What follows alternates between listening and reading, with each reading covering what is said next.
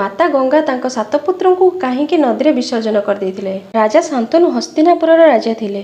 ଦିନେ ଗଙ୍ଗା ନଦୀ କୂଳରେ ବୁଲୁଥିବା ବେଳେ ସେଠାରେ ଅତି ସୁନ୍ଦର ମହିଳାଙ୍କୁ ଦେଖିଲେ, ଯାହାଙ୍କ ନାମ ଗଙ୍ଗା ଥିଲା। ରାଜା ଶାନ୍ତନୁ ତାଙ୍କୁ ବିବାହ ପ୍ରସ୍ତାବ ଦେଲେ। ଗଙ୍ଗା ରାଜା ଶାନ୍ତନୁଙ୍କୁ କହିଲେ, ମୁଁ ବିବାହ କରିବି, କିନ୍ତୁ ମୋର ଗୋଟିଏ ସର୍ତ୍ତ ଅଛି।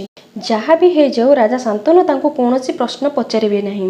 ରାଜା ଶାନ୍ତନୁ ଗଙ୍ଗାଙ୍କ ସର୍ତ୍ତରେ ରାଜି ହୋଇଗଲେ ଏବଂ ବିବାହ ମଧ୍ୟ ହୋଇଗଲା। କିଛି ଦିନ ପରେ ମାତା ଗଙ୍ଗା ତାଙ୍କ ପ୍ରଥମ ପୁତ୍ରଙ୍କୁ ଜନ୍ମ ଦେଲେ ଓ ତାଙ୍କୁ ସଙ୍ଗେ ସଙ୍ଗେ ଗଙ୍ଗା ନଦୀରେ ବିସର୍ଜନ କରିଦେଲେ। ରାଜା ଶାନ୍ତନୁ ତାଙ୍କୁ ପ୍ରତିଜ୍ଞା କରିଥିବାରୁ କିଛି କହିଲେନି, ହେଲେ ତାଙ୍କ ହୃଦୟ ଦୁଃଖରେ ଭାଙ୍ଗି ପଡ଼ିଲା। ଏମିତି ସାତ ପୁତ୍ରଙ୍କୁ ଜନ୍ମ ଦେଇ ନଦୀରେ ବିସର୍ଜନ କରିଦେଲେ।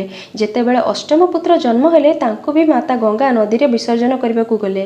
ରାଜା ଶାନ୍ତନୁ ନିଜକୁ ରୋକି ପାରିଲେନି। ମାତା ଗଙ୍ଗାଙ୍କୁ ପ୍ରଶ୍ନ କରିଦେଲେ। ମାତା ଗଙ୍ଗା ନିଜର ସତ୍ୟର ପ୍ରକାଶ କରିଦେଲେ। ସେ କହିଲେ, ମୁଁ ହେଉଛି ଦେବୀ ଗଙ୍ଗା। ବିସର୍ଜିତ ପୁତ୍ର ଅଷ୍ଟବସୁ ଥିଲେ, ଯିଏ ଅଭିଶପ୍ତ ଥିଲେ। ତାଙ୍କ ମୁକ୍ତି ପାଇଁ ମାତା ଗଙ୍ଗାଙ୍କୁ ନଦୀରେ ବିସର୍ଜନ କରିବାକୁ ପଡ଼ିଥିଲା। କିନ୍ତୁ ଅଷ୍ଟମ ପୁତ୍ର ଭୀଷ୍ମ ନିଜର ଅଭିଶପ୍ତ ଭାଗ୍ୟରେ ରାଜ୍ୟଭାର ସମ୍ଭାଳିବାର ଥିଲା।